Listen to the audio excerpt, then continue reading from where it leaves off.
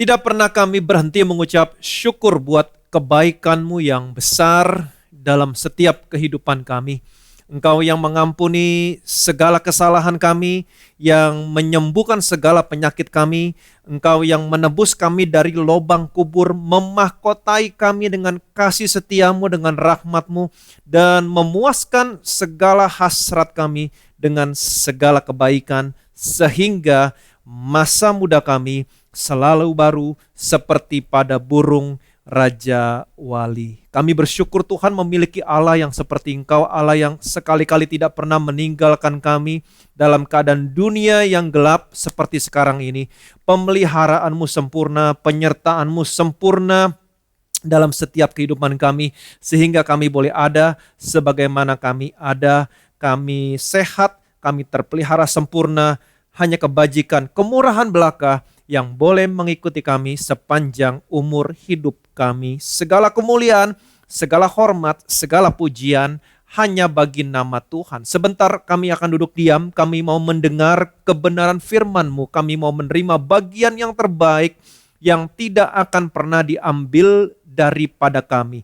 Nafasnya Allah yang memberikan kehidupan kepada seluruh tubuh kami. Kami percaya Tuhan, kami yang mendengar firman-Mu hari ini, kami diubahkan, kami dikuatkan. Dalam nama Tuhan Yesus kami berdoa, semua yang percaya diberkati. Sama-sama kita katakan amin, amin, amin. Puji Tuhan, selamat hari Minggu yang diberkati Tuhan.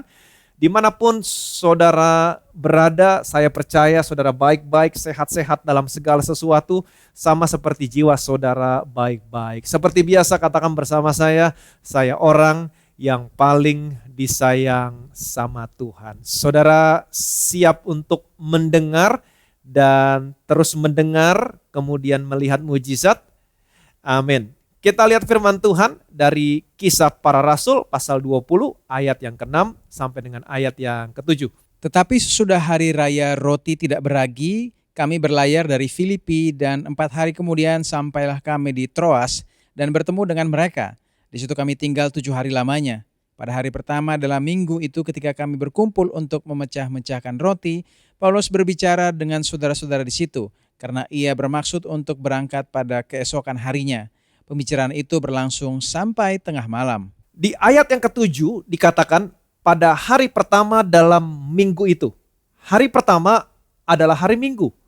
Pada hari pertama dalam minggu itu ketika kami berkumpul untuk memecah-mecahkan roti. Jadi ini yang terjadi pada gereja mula-mula. Waktu mereka berkumpul pada hari Minggu, mereka berkumpul untuk memecah-mecahkan roti. Siapa yang ada di sana? Paulus. Paulus berbicara dengan saudara-saudara yang ada di situ. Karena Paulus bermaksud untuk berangkat pada keesokan harinya. Nah, pembicaraan itu berlangsung sampai tengah malam. Jadi supaya ayat ini digenapi dalam hidup kita hari ini, maka ibadah online kita hari ini akan berlangsung sampai malam. Yang percaya boleh bilang amin, amin. Mereka datang ke Troas. Semuanya ini terjadi di Troas. Paulus tinggal di Troas selama 7 hari. Dan saya percaya Paulus juga memecah-mecahkan roti dari rumah ke rumah setiap hari. Karena ini gaya hidup jemaat pada zaman gereja mula-mula. Tetapi Paulus menunggu di situ sampai hari Minggu. Hari di mana semua orang percaya berkumpul. Jadi jelas sekali ini berbicara tentang gereja. Sesungguhnya Paulus sedang dalam keadaan tergesa-gesa saat itu dari Efesus ke Yerusalem. Tetapi Paulus menyempatkan diri mampir ke Troas dan tinggal selama 7 hari bertemu dengan orang-orang percaya untuk memecah-mecahkan roti. Jadi saudara bisa lihat di sini bahwa gereja mula-mula mereka melihat betapa pentingnya berkumpul bersama-sama dan memecah-mecahkan roti. Dengan kata lain, mereka melihat betapa pentingnya perjamuan kudus. Ini yang dilupakan gereja pada zaman sekarang. Ketika umat Tuhan berkumpul setiap hari Minggu, Gereja berpikir bahwa mereka berkumpul hanya untuk memuji Tuhan. Gereja berpikir bahwa ketika mereka berkumpul hanya untuk mendengarkan firman Tuhan. Saya mau saudara mengerti, semuanya ini baik dan benar. Tetapi saya mau saudara melihat dan mengerti alasan utama kenapa orang-orang percaya berkumpul pada zaman gereja mula-mula. Betul, mereka mendengarkan khotbah. Mereka memiliki yang terbaik pada saat itu. Siapa? Paulus. Tetapi tidak dikatakan bahwa mereka datang untuk mendengarkan Paulus. Tetapi dikatakan mereka datang berkumpul untuk memecahkan roti. Kalau saudara lihat kembali ke ayat yang ke-7, kita lihat ayat yang ke-7, Kisah Para Rasul, pasal 20 ayat ke-7.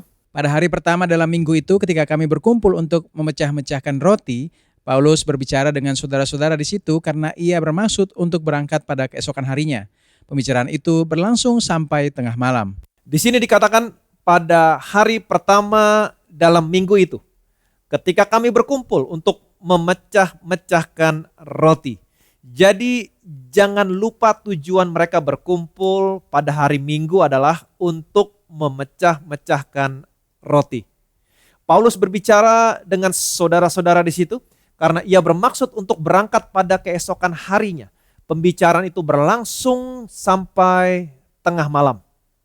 Nah, kalau saudara ada di situ, sesungguhnya saudara pasti mau mendengar semua rahasia dan semua pewahyuan yang Paulus terima dari Tuhan Yesus. Allah pernah mengangkat Paulus ke tingkat yang ketiga dari sorga. Kalau saudara baca di 2 Korintus pasal 12 ayat yang kedua, di mana Paulus mendengar kata-kata yang tidak terkatakan, yang tidak boleh diucapkan manusia. Dan saya mau saudara mengerti, Paulus adalah orang yang menerima pewahyuan tentang gereja. Paulus menulis 3/4 bagian dari perjanjian baru.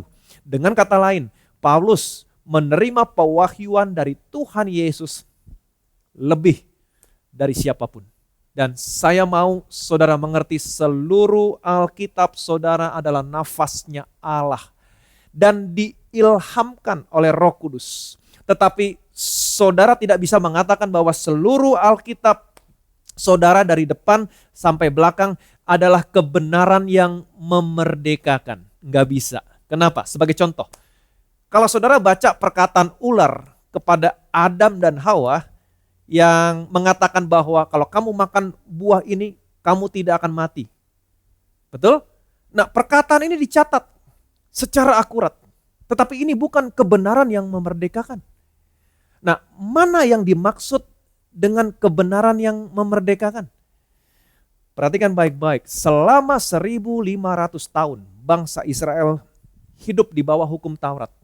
Kemudian Yesus datang ke dalam dunia ini. Yesus berbicara tentang kerajaan Allah. Nah, saya mau saudara mengerti, gereja tetap merupakan misteri dan rahasia. Sampai sesudah Yesus mati, Yesus bangkit, Yesus naik ke surga, duduk di sebelah kanan Allah. Baru sesudah itu pewahyuan tentang gereja diberikan kepada siapa? Kepada Paulus.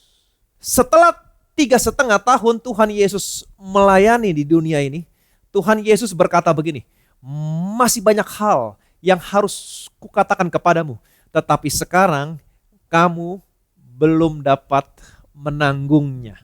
Dengan kata lain, perhatikan baik-baik, saudara tidak akan pernah menemukan kebenaran tentang gereja di dalam Injil Matius, dalam Injil Markus, Lukas, dan Yohanes. Saudara hanya menemukan kebenaran tentang kerajaan Allah. Pertanyaan saya, apakah prinsip-prinsip kerajaan Allah masih bisa diaplikasikan dalam gereja? Yes, bisa. Kasihilah musuhmu, contohnya. Janganlah kamu khawatir akan hari esok.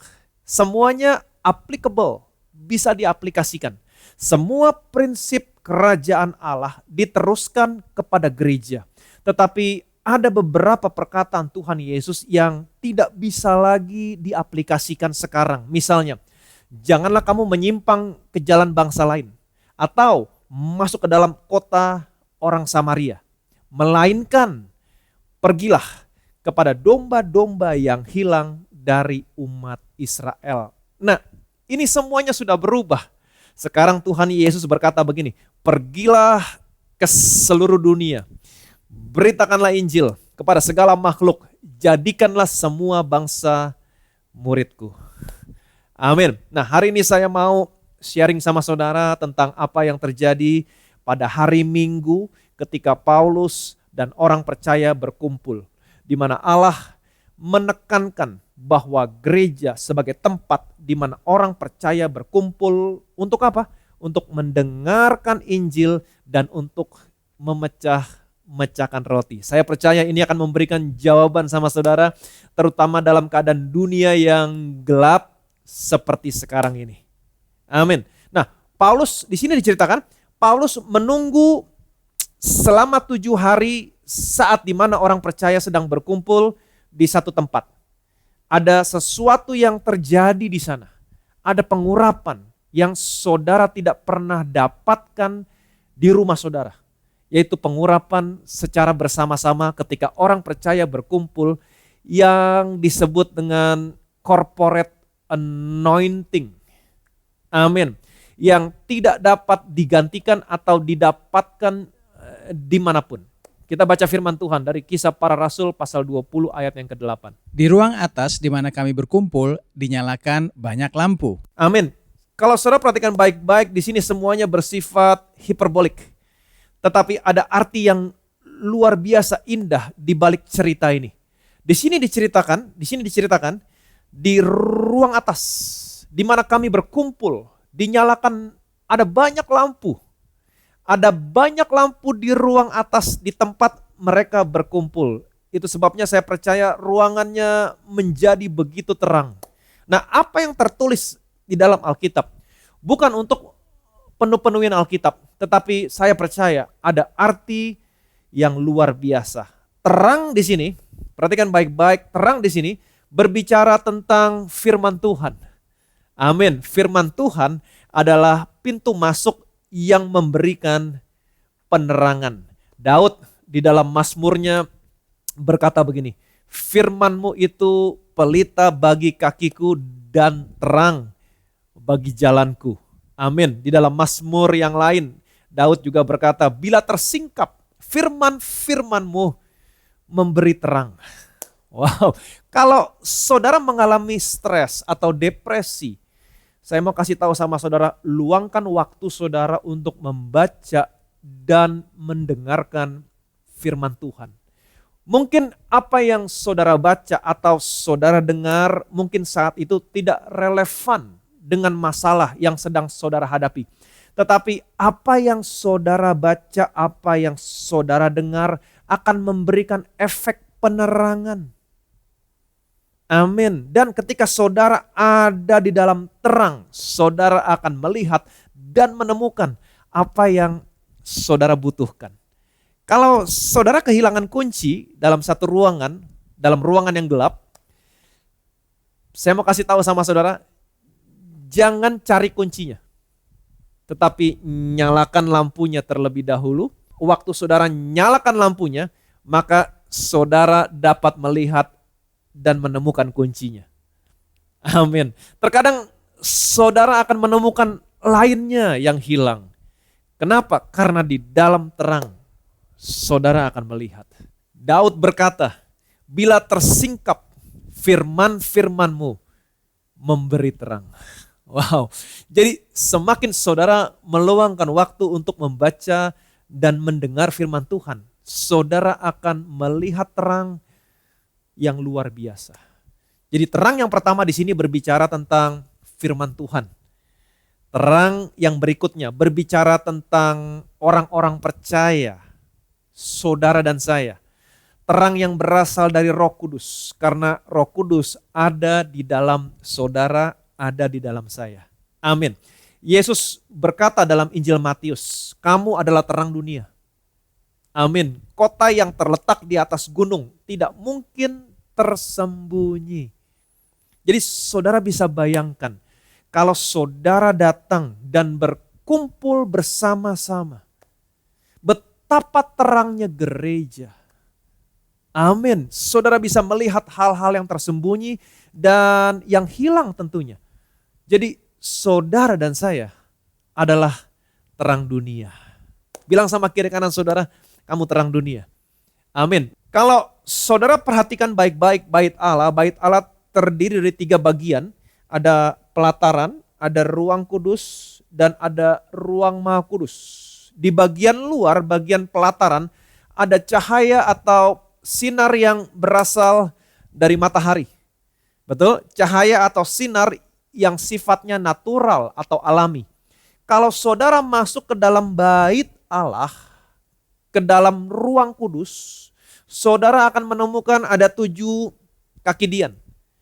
Amin. Ini adalah satu-satunya terang atau cahaya di dalam ruang kudus, yaitu terang yang berasal dari kaki dian. Dan kita sudah sama-sama pernah belajar bahwa kaki dian di sini berbicara tentang gereja. Di dalam kitab Wahyu ada 7 kaki dian mewakili 7 gereja. Jadi di dalam gereja saudara bisa memiliki terang. Saudara memiliki terang untuk apa? Untuk melihat dan mengerti apa artinya perjamuan kudus. Amin. Sedangkan orang-orang dunia tidak pernah mengerti. Di dalam gereja, saudara bisa memiliki terang untuk melihat dan mengerti apa artinya doa, apa artinya pujian dan penyembahan. Disinilah saudara dan saya sekarang berada. Di dalam ruang kudus. Amin. Kemudian saudara masuk lagi ke dalam ruang maha kudus. Saudara akan menemukan satu perabot di sana, yaitu tabut perjanjian. Di dalam ruang maha kudus, saudara akan menemukan ada terang yang begitu terang. Lebih terang dari terang yang ada di luar dan lebih terang dari terang yang berasal dari kaki dian, yaitu terang yang berasal dari Allah. Amin. Terang yang supranatural. Nah, kalau saudara masih ingat, salah satu tulah yang terjadi di Mesir, yaitu gelap gulita. Waktu gelap gulita meliputi seluruh Mesir, Alkitab mengatakan, tetapi ada terang di setiap rumah orang Israel. Luar biasa. Keluaran pasal 10 ayat 21 sampai 23. Berfirmanlah Tuhan kepada Musa, ulurkanlah tanganmu ke langit supaya datang gelap meliputi tanah Mesir, sehingga orang dapat meraba gelap itu. Lalu Musa mengulurkan tangannya ke langit dan datanglah gelap gulita di seluruh tanah Mesir selama 3 hari. Tidak ada orang yang dapat melihat temannya, juga tidak ada orang yang dapat bangun dari tempatnya selama 3 hari. Tetapi pada semua orang Israel ada terang di tempat kediamannya. Amin. Di sini dikatakan Musa mengulurkan tangannya ke langit. Kemudian datanglah gelap gulita di seluruh tanah Mesir selama 3 hari. Tetapi Alkitab mengatakan pada semua orang Israel ada terang. Katakan bersama saya terang. Amin. Di tempat kediamannya. Mungkin saudara berpikir, apa yang istimewa dari terang yang dimiliki di tempat kediaman orang Israel? Mungkin saudara berpikir terangnya berasal dari lilin mungkin, atau terangnya berasal dari api mungkin.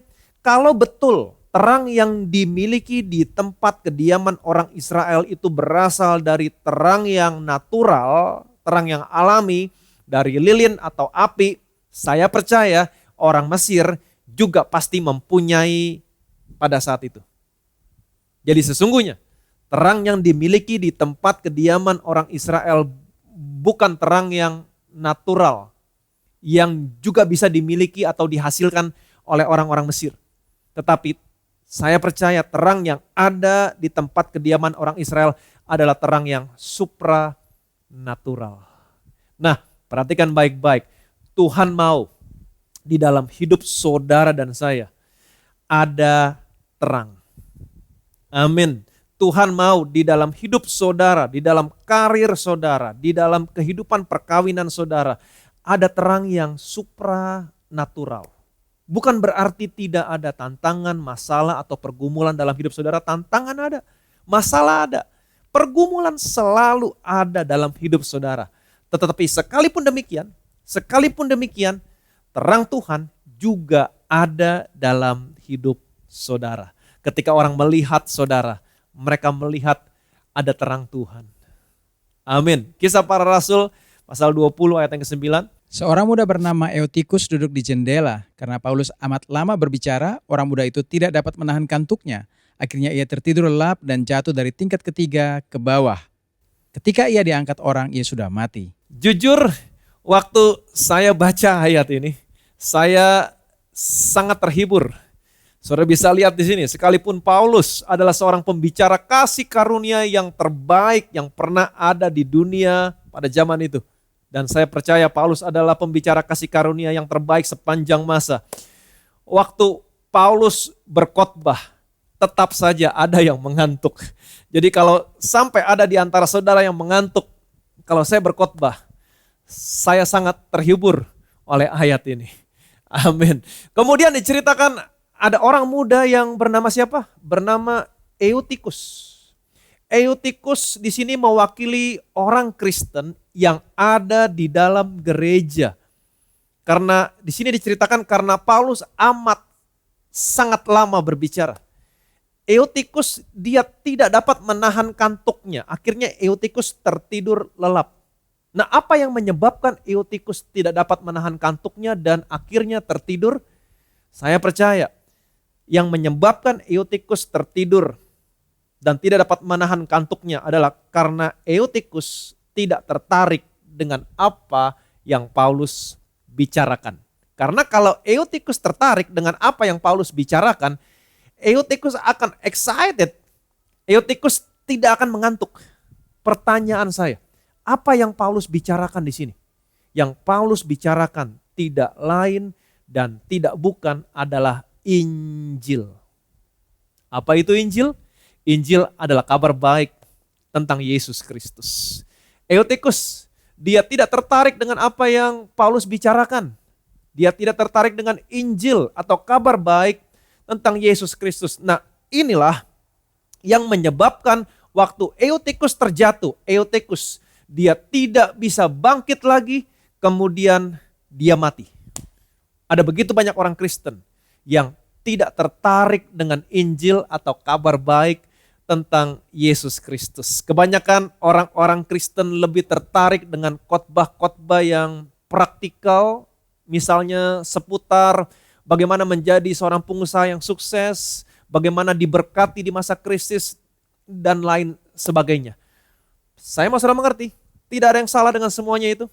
Tetapi semuanya itu tidak bisa memberikan kekuatan kepada saudara untuk bangkit di saat saudara terjatuh. Sekarang ada begitu banyak orang Kristen yang jatuh. Dan apa yang terjadi? Mereka tidak mau lagi datang ke gereja. Mereka meninggalkan Tuhan. Awalnya mereka mati secara rohani. Tetapi pada akhirnya mereka mengalami kematian dalam seluruh area kehidupan mereka. Nah, satu hal yang harus selalu saudara ingat.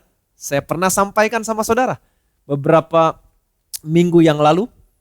Ketika saudara jatuh, kemudian saudara menjauh dan meninggalkan Tuhan, saudara bukannya sedang naik, tetapi saudara sedang turun. Sebagai contoh, saya pernah kasih contoh sama saudara yaitu Yunus. Ketika Yunus melarikan diri dari Tuhan, Alkitab mengatakan ia pergi ke Yafo. Betul, terjemahannya kalau saudara lihat dalam Alkitab versi New King James, terjemahannya adalah he went down to Joppa. He went down to Joppa. Kemudian Alkitab menceritakan lalu ia naik ke kapal. Terjemahannya adalah and went down into it. Went down into it.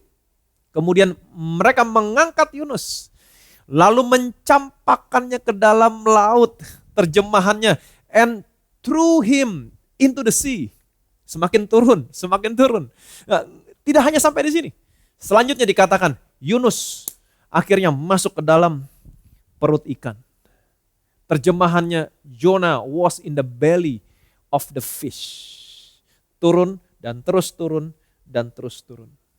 Inilah keberadaan seseorang yang menjauh dan meninggalkan Tuhan. Terus turun sehingga pada akhirnya mengalami kematian dalam seluruh area kehidupan mereka. Eutychus berasal dari bahasa Yunani eutukos. Terdiri dari dua kata eu dan tukos. Eu artinya baik, tukos artinya terus menerus mendapat. Jadi eutychus artinya terus menerus mendapat sesuatu yang baik. Dengan kata lain, bernasib baik atau beruntung, good fortune. Nah, saya mau kasih tahu sama saudara, saudara dan saya yang ada di dalam Tuhan Yesus, saudara akan selalu memiliki nasib yang baik. Yang percaya boleh bilang amin. Saudara akan memiliki kehidupan yang baik. Saudara akan memiliki masa depan yang baik. Yang percaya boleh bilang amin. Amin. Daud berkata, kebajikan, kemurahan belaka akan mengikuti aku seumur hidupku. Amin. Eutychus seharusnya memiliki nasib dan kehidupan yang baik.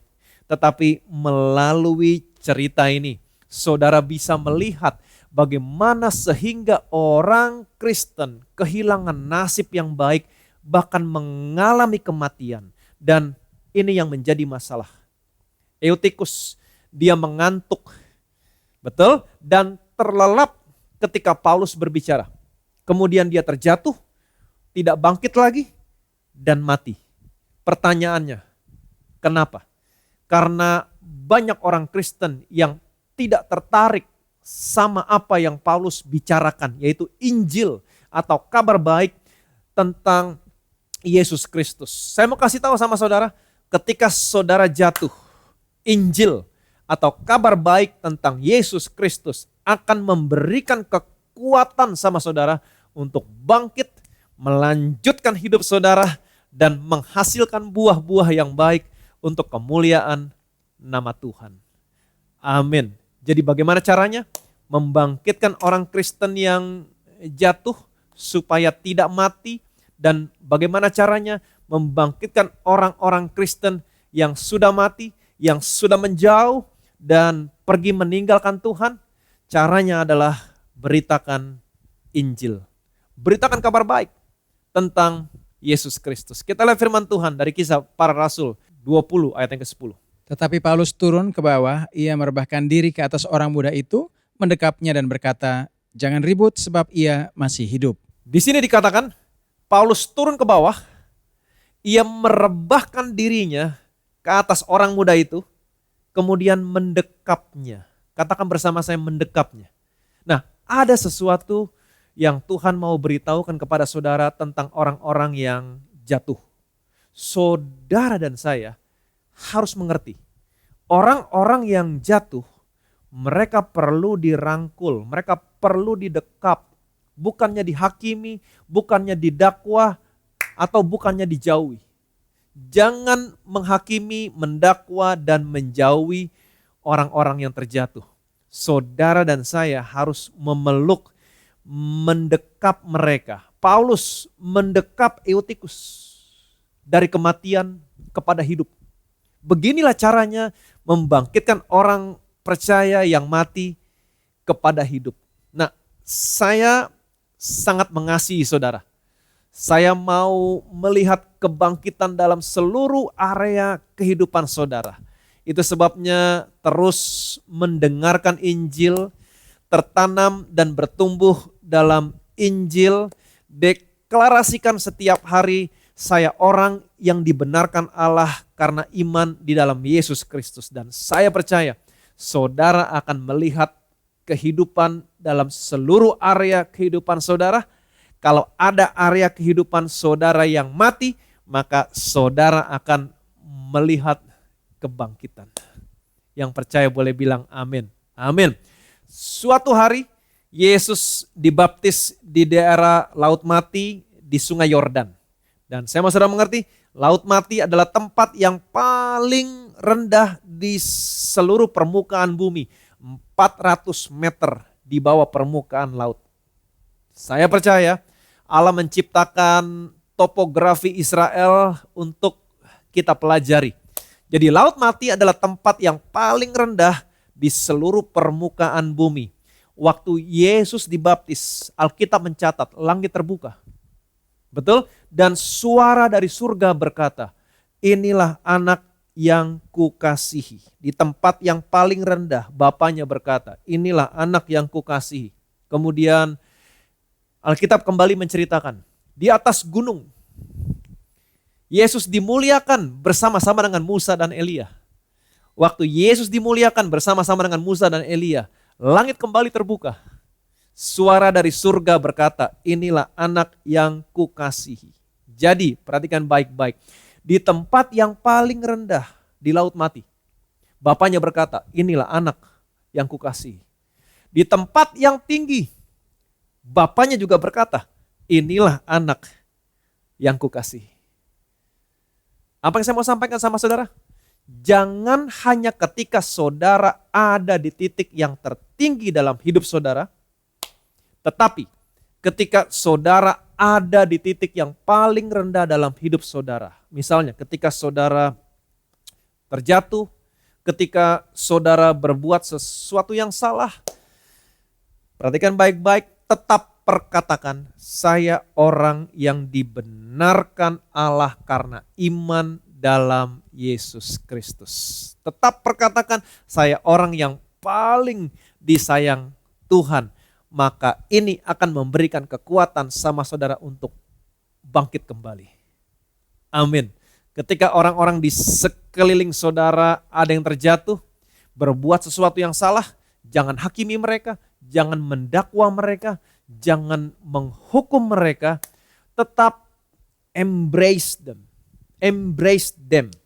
Amin. Beritahukan sama mereka tentang keberadaan mereka dalam Yesus. Bahwa mereka tetap orang yang dibenarkan Allah karena iman dalam Yesus Kristus. Dan ini akan memberikan kekuatan kepada mereka untuk bangkit kembali. Jadi saya mau kasih tahu sama saudara, tertanam dalam Injil kasih karunia Allah, bertumbuh dalam Injil kasih karunia Allah, beritakan Injil kasih karunia Allah, beritakan kebenaran Allah karena iman dalam Yesus Kristus. Saya mau kasih tahu sama saudara, saudara akan melihat kehidupan. Bukan hanya kehidupan, tapi saudara akan melihat kebangkitan dalam seluruh area kehidupan saudara yang sudah mati. Yang percaya boleh bilang amin. Amin. Ayat yang ke-11, perhatikan baik-baik. Setelah kembali di ruang atas, Paulus memecah-mecahkan roti lalu makan. Habis makan, masih lama lagi ia berbicara sampai fajar menyingsing. Kemudian ia berangkat. Setelah apa yang terjadi, Paulus dia kembali ke ruangan atas. Paulus berkata begini, mari kita lanjutkan kembali. Ada sedikit kejadian tadi, tetapi puji Tuhan orangnya sudah gak apa-apa. Orangnya sudah selamat. Nah, setelah kembali ke ruangan atas, Paulus memecah-mecahkan roti. Alkitab mencatat dia memecah-mecahkan roti, lalu makan. Habis makan, masih lama lagi ia berbicara sampai fajar menyingsing. Katakan bersama saya, sampai fajar menyingsing. Menarik. Alkitab mengatakan selanjutnya, kemudian ia berangkat. Nah, apa yang saya mau sampaikan sama saudara? Tahukah saudara bahwa Tuhan datang ke dalam dunia ini dalam dua cara? Kalau saudara lihat dalam perjanjian lama, pasal yang terakhir, di situ dikatakan bagimu akan terbit surya kebenaran dengan kesembuhan pada sayapnya. Nah, ini berbicara tentang kedatangan Tuhan Yesus yang pertama ke dalam dunia ini. Betul? Ada kesembuhan pada sayapnya. Kalau saudara baca perjanjian baru dalam kitab Wahyu, pasal yang terakhir dikatakan, akulah bintang fajar yang gilang gemilang, the bright morning star. Nah, ini berbicara tentang kedatangan Tuhan Yesus yang kedua ke dalam dunia ini. Jadi, dalam perjanjian baru kepada gereja, Tuhan Yesus datang sebagai bintang fajar yang bersinar. The bright morning star di pagi hari, pagi-pagi. Kita lihat kitab Wahyu pasal 22 ayat 16. Aku, Yesus, telah mengutus malaikatku untuk memberi kesaksian tentang semuanya ini kepadamu bagi jemaat-jemaat. Aku adalah Tunas, yaitu keturunan Daud, bintang timur yang gilang gemilang. Bintang timur yang gilang gemilang. Nah, bintang timur yang gilang gemilang di sini terjemahannya adalah the bright morning star.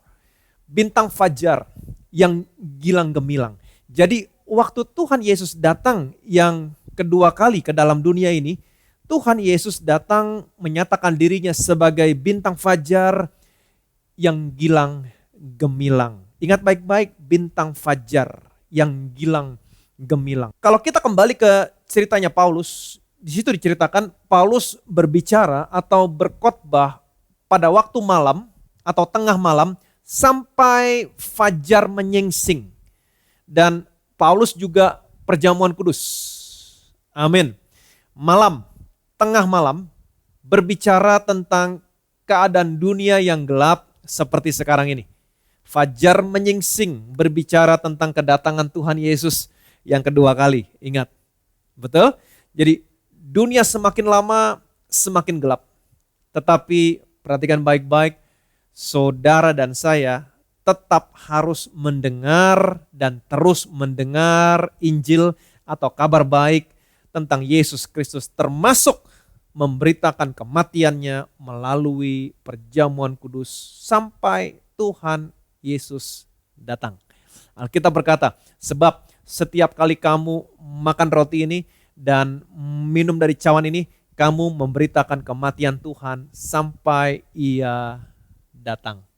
Jadi apapun yang terjadi dalam hidup saudara hari ini, dunia boleh semakin gelap, tetapi saudara dan saya, anak-anak Tuhan, terus mendengarkan Injil, terus mendengarkan kabar baik tentang Yesus Kristus. Ingat baik-baik, juga terus memberitakan kematian Tuhan Yesus melalui perjamuan kudus sampai Dia datang yang kedua kali. Maka saya percaya saudara akan bersinar terang, saudara akan melihat kebaikan demi kebaikan Tuhan dinyatakan dalam kehidupan saudara. Saudara akan memakan yang baik, saudara akan menikmati sajian yang paling lezat, dan saudara akan hidup. Yang percaya boleh bilang amin. Diberkatilah saudara, diberkatilah saya. Jadi sekalipun dunia semakin lama semakin gelap, tapi kita sudah melihat cerita tentang Paulus, di mana Paulus memberitakan Injil dari tengah malam sampai fajar menyingsing. Dia bukan hanya memberitakan Injil, termasuk dia memberitakan kematian Tuhan lewat perjamuan kudus. Dunia yang hari-hari ini kita berada semakin lama semakin gelap. Tapi cerita ini memberitahukan kepada saudara, kepada saya, dunia boleh gelap, tapi saudara dan saya terus mendengarkan Injil, terus mendengarkan kabar baik, beritakan Injil, beritakan kabar baik, termasuk memberitakan kematian Tuhan melalui perjamuan kudus. Maka hal-hal yang baik akan terjadi dalam kehidupan saudara, dalam kehidupan saya. Yang percaya boleh bilang amin. Amin. Saya punya satu kesaksian, ada dua kesaksian bahkan. Yang pertama di sini kesaksiannya datang dari Jessilah. Shalom, saya adalah jemaat Bethesda Church yang selalu rutin ikut khotbah setiap hari Minggu jam 10 pagi. Dan saya sangat bersyukur oleh pemberitaan Injil kasih karunia Allah. Saya adalah seorang ibu rumah tangga single parent dari satu orang anak laki-laki yang sudah menginjak usia remaja, di mana saya menjadi tulang punggung keluarga yang harus mencukupi kebutuhan hidup sehari-hari dan biaya sekolah anak saya. Di awal Juni 2020 memasuki tahun kerja yang ke-9, tiba-tiba saya dipindahkan secara paksa ke departemen lain dengan alasan bahwa saya dianggap sudah tidak satu signal lagi dengan pimpinan saya pada waktu itu. Saya tidak diberikan pilihan apapun, langsung dipindah ke departemen lain atau diterminasi. Karena pada saat itu adalah awal-awal pandemi berlangsung dan satu-satunya mata pencaharian saya adalah gaji. Jika saya tidak bekerja, maka saya tidak memiliki penghasilan untuk hidup saya dan anak saya. Jadi mau tidak mau, saya pun menerima keputusan sepihak itu. Sebagai manusia biasa tentu saja saya merasa kecewa dengan pimpinan dan perusahaan saya. Tetapi pada saat itu saya mendapat banyak nasihat untuk tetap bertahan karena sangat sulit untuk mendapatkan pekerjaan atau peluang baru di masa pandemi. Saya juga sempat kecewa dengan Tuhan dan bertanya-tanya kenapa hal ini terjadi pada diri saya. Tetapi setelah 1 tahun berlalu, kira-kira pada bulan Mei 2021, saya mendapatkan panggilan kerja dari perusahaan yang cukup besar. Dan setelah mengikuti semua proses rekrutmen, akhirnya saya diterima dan sudah menandatangani kontrak untuk mulai bekerja pada bulan Juni 2021.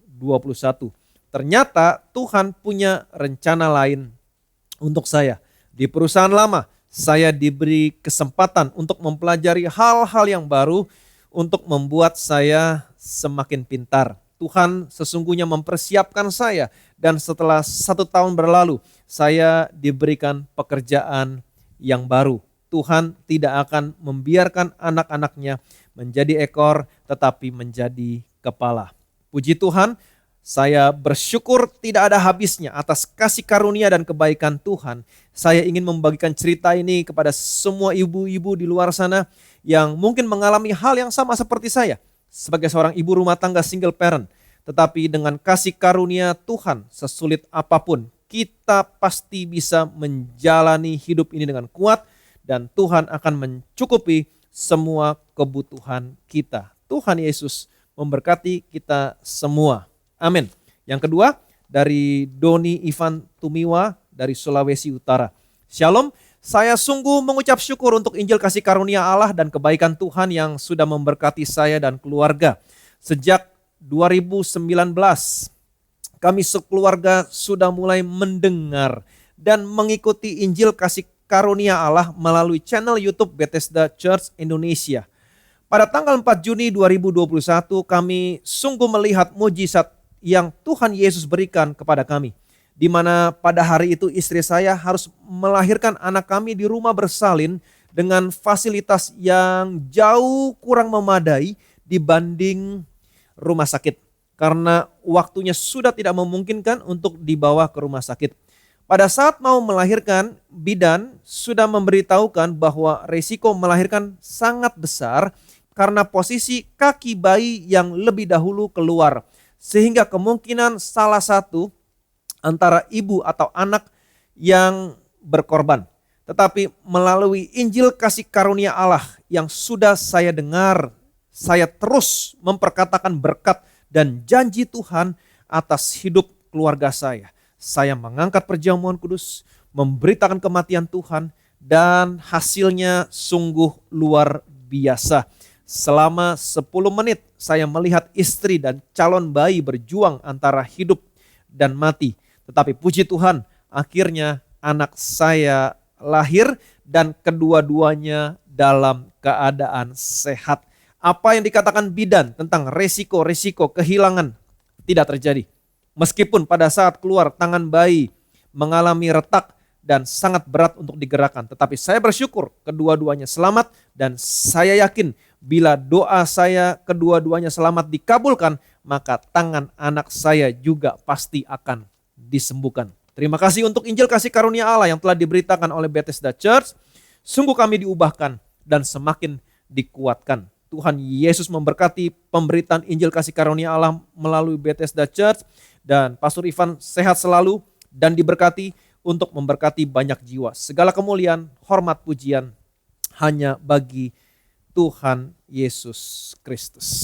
Amin. Jadi dalam keadaan dunia yang gelap seperti sekarang ini, terus mendengar Injil, amin, terus beritakan Injil, kabar baik tentang Yesus Kristus, dan terus memberitakan kematian Tuhan melalui perjamuan kudus. Dunia boleh gelap, tetapi kita percaya sampai kedatangan Tuhan, seperti Daud berkata, kebajikan, kemurahan belaka yang boleh mengikuti aku sepanjang umur hidupku. Diberkatilah saudara, diberkatilah saya. Kami bersyukur Tuhan buat firman Tuhan yang kami lihat di mana cerita tentang Paulus bersama-sama dengan orang-orang percaya berkumpul di ruangan atas, memberitakan Injil dan memberitakan kematianmu melalui perjamuan kudus. Ini merupakan hal yang berharga yang harus disampaikan kepada setiap gereja Tuhan. Karena ini berbicara tentang gereja, apa yang terjadi di dalam gereja menjelang sampai kedatangan Engkau yang kedua kali. Di dalam gereja diberitakan Injil, orang mendengar Injil, bahkan yang mengalami maut dibangkitkan. Dan di dalam gereja diberitakan kematian Tuhan melalui perjamuan kudus. Itu sebabnya kami percaya di dalam keadaan dunia yang semakin gelap seperti sekarang ini, sampai Engkau datang yang kedua kali, kami tetap harus mendengar Injil, kami tetap harus memberitakan Injil, bahkan memberitakan kematian-Mu melalui perjamuan kudus. Maka hal-hal yang baik akan terjadi dalam setiap kehidupan kami. Demikianlah hari ini Tuhan, hari Minggu, hari pertama yaitu hari Minggu. Sekalipun kami berkumpul secara online, kami sudah mendengar Injil kasih karunia. Kami mendengar kabar baik tentang apa yang sudah Engkau kerjakan dalam kehidupan kami. Termasuk sebentar kami akan memberitakan kematian Tuhan melalui perjamuan kudus. Kami percaya hal-hal yang baik akan terjadi dalam setiap kehidupan kami. Segala kemuliaan, segala hormat, segala pujian hanya bagi nama Tuhan. Semua yang percaya diberkati. Sama-sama kita katakan amin. Amin, amin. Puji Tuhan. Kita siapkan nanti kita masuk dalam perjamuan kudus.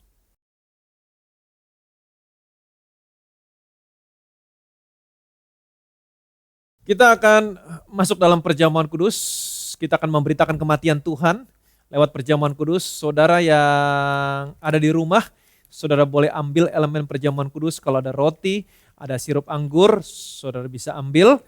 Dan kita akan sama-sama masuk dalam perjamuan kudus. Kita tundukkan kepala, kita berdoa. Firman-Mu yang mengatakan barang siapa terima tubuhmu, terima darahmu, dia punya hidup yang kekal.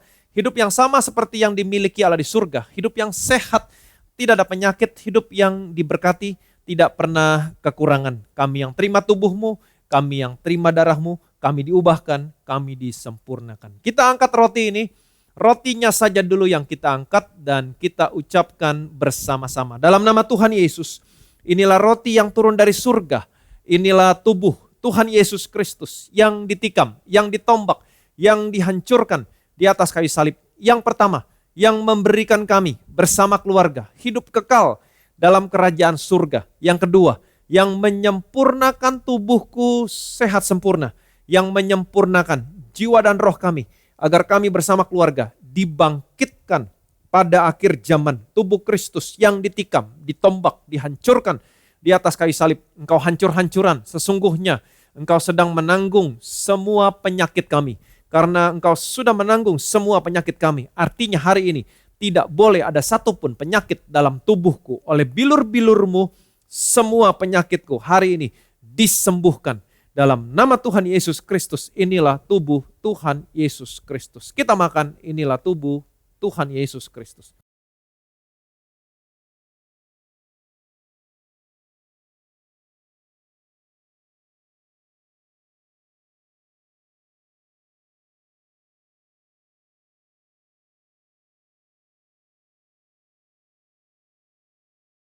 Sesudah itu ia mengambil cawan, mengucap syukur, lalu memberikannya kepada mereka dan berkata, minumlah kamu semua dari cawan ini, sebab inilah darahku, darah perjanjian, yang ditumpahkan bagi banyak orang untuk pengampunan dosa.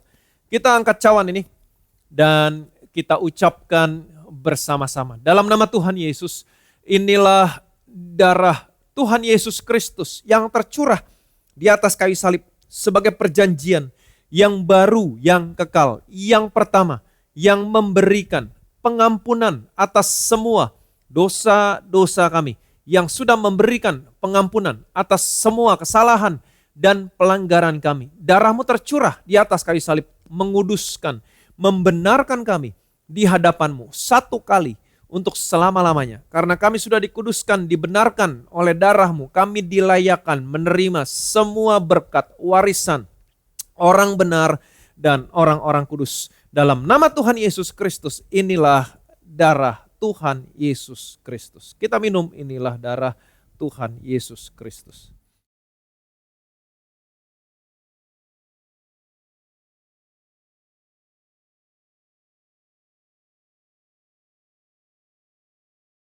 Saudara yang sudah menyatu dengan tubuh dan darah Tuhan, saudara masing-masing berdoa, naikkan setiap doamu sama Tuhan, naikkan setiap pergumulanmu sama Tuhan. Janji firman Tuhan, apabila saudara menyatu dengan tubuh dan darah Tuhan Yesus tinggal dalam saudara, saudara tinggal dalam Tuhan Yesus. Mintalah apa saja, semuanya akan diberikan kepadamu. Masing-masing berdoa, naikkan setiap doamu sama Tuhan. Saudara yang ada minyak urapan di rumah, saudara boleh ambil minyak saudara dan kita akan sama-sama memberkati minyak ini menjadi minyak urapan. Kami memberkati minyak ini dalam nama Bapa, Putra, dan Roh Kudus. Dalam nama Tuhan Yesus Kristus, inilah minyak urapan yang sesuai dengan firman-Mu, Markus 6 ayat 12, ayat 13, setiap tetes, setiap oles minyak yang keluar dari botol ini adalah minyak urapan punya kuasa mengusir setan, punya kuasa kesembuhan ilahi dioleskan pada orang sakit disembuhkan, punya kuasa mengurapi, memuliakan Allah, memuliakan manusia. Dalam nama Tuhan Yesus Kristus, inilah minyak urapan. Kami bersyukur Tuhan, setiap hari Minggu kami berkumpul bersama-sama dengan orang percaya, sekalipun secara online. Kami percaya Tuhan ada satu corporate anointing yang tidak kami dapatkan dimanapun kecuali di dalam gereja.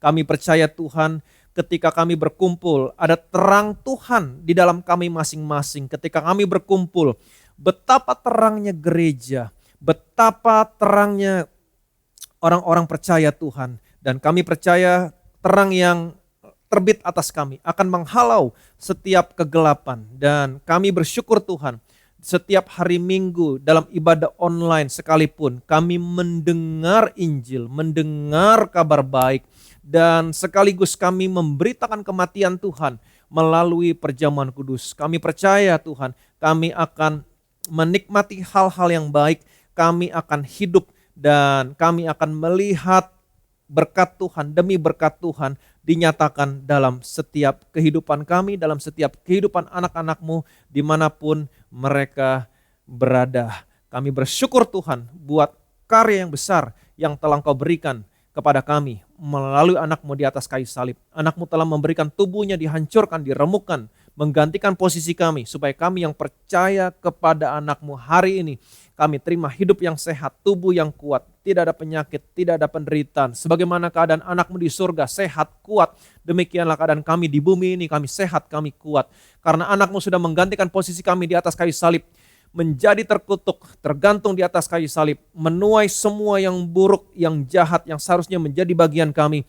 Sehingga hari ini kami yang percaya kepada anak-Mu, kami menerima segala sesuatu yang baik. Seperti Daud berkata dalam Mazmurnya, hanya kebajikan, kemurahan belaka yang mengikuti kami sepanjang umur hidup kami. Kami bersyukur Tuhan, sekalipun dunia dalam keadaan yang gelap, tetapi di dalam rumah Tuhan, kami mendengar kabar baik, kami mendengar Injil, kami memberitakan kematian-Mu Tuhan melalui perjamuan kudus. Maka kami percaya hal-hal yang baik akan terjadi dalam setiap kehidupan kami. Dimanapun anak-anak-Mu berada hari ini Tuhan, mereka berkumpul, kami percaya hal-hal yang baik juga terjadi dalam setiap kehidupan mereka. Dan tidak pernah kami berhenti berdoa buat pemerintahan Tuhan, baik yang ada di pusat, yang ada di daerah, dalam situasi keadaan pandemi seperti sekarang ini. Biarlah kasih karunia-Mu, kebaikan-Mu, hikmat Tuhan senantiasa tercurah atas mereka Tuhan. Semua keputusan yang mereka ambil bukan semata-mata untuk kepentingan pribadi, golongan atau orang-orang tertentu, tapi biarlah semuanya untuk membawa bangsa ini menuju kepada arah yang lebih baik. Kami percaya Engkau begitu mengasihi bangsa ini, mengasihi kami Tuhan. Bangsa ini begitu spesial dan tangan-Mu tidak pernah meninggalkan kami, senantiasa menuntun kami, memegang tangan kami melalui lembah ini, melalui keadaan yang gelap, dan kami percaya kami akan melalui lembah ini melihat terang, melihat kemenangan yang gilang gemilang. Segala kemuliaan, segala hormat, segala pujian hanya bagi nama Tuhan. Arahkan hatimu kepada Tuhan, angkat kedua tanganmu, terima berkat dari surga hari ini. Tuhan Yesus memberkati dan melindungi saudara hari ini. Tuhan Yesus menyinari saudara dengan wajahnya, memberikan saudara kasih karunia yang tidak pernah terbatas dalam hidupmu. Tuhan Yesus menghadapkan wajahnya sama saudara hari ini, dia berikan damai sejahtera. Shalom dalam keluargamu, shalom dalam rumah tanggamu, shalom dalam usaha, pekerjaan, karir, toko bisnismu, shalom dalam studi anak-anakmu, shalom dan damai sejahtera dalam kesehatanmu. Terimalah berkat, rahmat, kasih anugerah dari Allah Bapa di surga dalam persekutuannya dengan Anak dan Roh Kudus sampai dengan Tuhan Yesus datang kedua kali. Maranatha, menjemput saudara dan saya masuk dalam kerajaan yang kekal. Setiap yang diberkati, yang percaya, yang disayang sama Tuhan, sama-sama kita katakan amin, amin, amin.